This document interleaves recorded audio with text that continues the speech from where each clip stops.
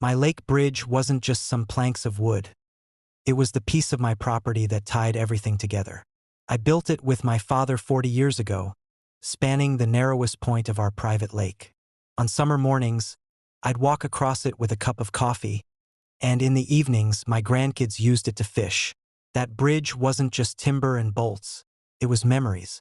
So imagine my rage when I came home one afternoon to find bulldozers tearing it down. The HOA president, Karen, stood there in her sun hat, barking orders at the crew. When I demanded to know what was going on, she sniffed and said, "Your bridge is an eyesore. It doesn't meet our safety standards." The HOA board voted to remove it for the good of the community. I nearly laughed in disbelief. The community? Karen, this bridge is on my property. The lake is mine, the bridge is mine, and you have no jurisdiction here. She waved me off. You should be grateful. We're improving the neighborhood. Besides, this will increase property values. I called the sheriff immediately, but the deputies only shrugged. You'll have to file a civil complaint, sir. Translation: months of paperwork while my bridge was already a pile of splinters.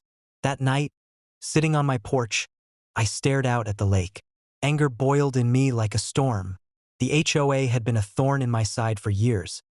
Petty fines, trespassing, endless harassment. But this time, they'd gone too far. They had destroyed something irreplaceable. But what Karen didn't know was that my family had built this lake, dam and all, long before the HOA even existed. The dam wasn't just some pile of rocks, it was engineered with sluice gates I still controlled.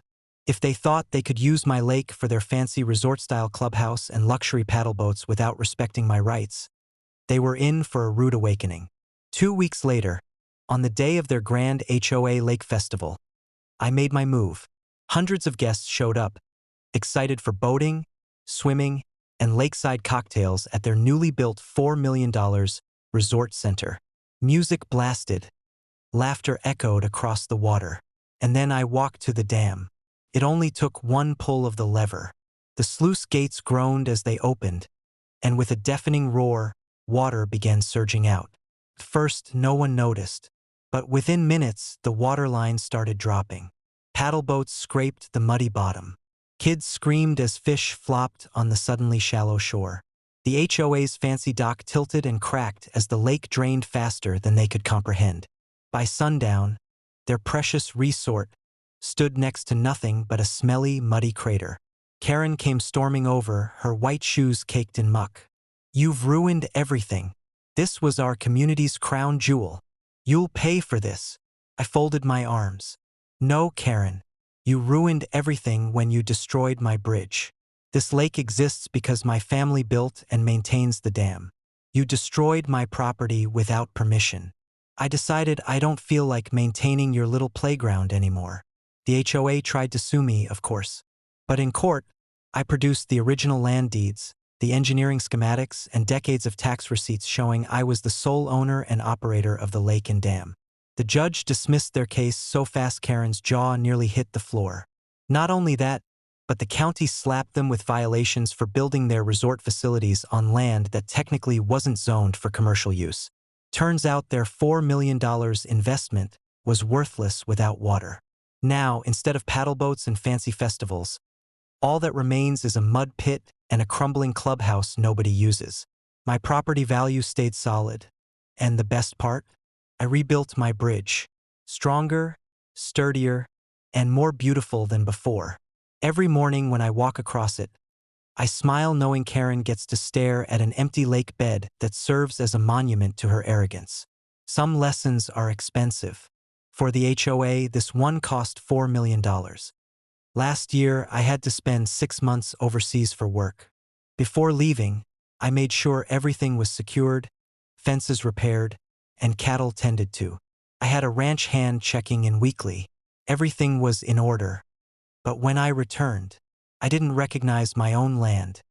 Where my fields once stretched, there were rows of cookie-cutter houses, sidewalks, streetlights, driveways, and bright banners that read, "Welcome to Oak Ridge Estates, Phase 2. 138 brand new homes, built directly on my property." I nearly ran my truck off the road. I stormed straight to the HOA clubhouse, where Karen, the president, was sipping iced tea like a queen on her throne. "You've got 10 seconds to explain why there are houses on my land," I growled. Karen smiled sweetly. "Oh, don't be so dramatic.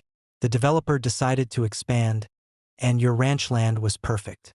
Don't worry, you'll be compensated once the sales finalize." My blood boiled. "You built on MY property without consent. That's trespass, fraud, and theft." Karen laughed. "You weren't using it. Now families will enjoy it. You should be thanking us." I didn't yell. I didn't argue. I just walked out because I knew something she didn't. See, the developer who originally built their subdivision? I'd gone to school with the CEO, and while the HOA thought they were cozy with him, they forgot one important detail. Their contracts only covered the lots already sold. They had zero rights to expand without purchasing new land. And they hadn't purchased mine, which meant every one of those 138 houses was sitting illegally on my ranch. I called the CEO. "Hey, you might want to check your records," I told him, "because your company just built phase 2 on land I still own." There was silence on the other end of the line, followed by a panicked, "What?" I sent him the deed, the surveys, and the aerial photos. Within hours, his legal team descended on the HOA like a pack of wolves. Turns out, the HOA board had forged documents claiming they had development rights. The contractor never verified ownership, they just built. That single mistake triggered one of the biggest lawsuits in county history. The HOA was sued for fraud. The developer sued them for damages.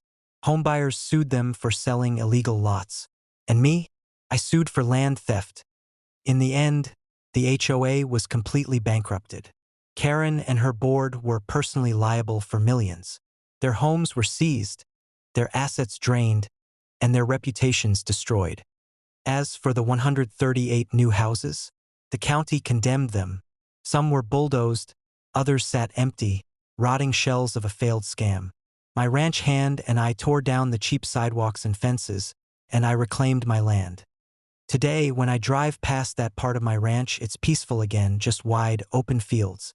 A few remnants of driveways poke through the grass like scars, reminders of what Karen and her HOA tried to steal. They thought they could take my land while I was away. Instead, they lost everything, while I gained one of the most ironclad property rights cases in county history. My ranch stood long before their HOA, and it'll still be here long after they're gone.